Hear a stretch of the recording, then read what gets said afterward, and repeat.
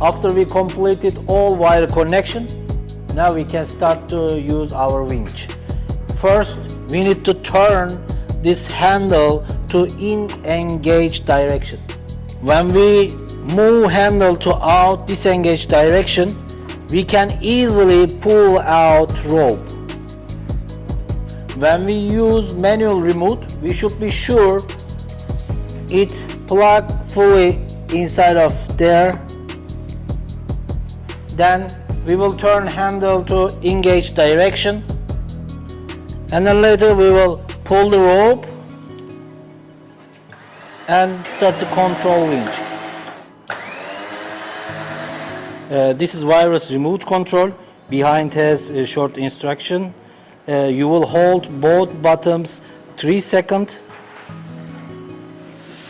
Then after you saw LED light, that means it activated. You can start to use.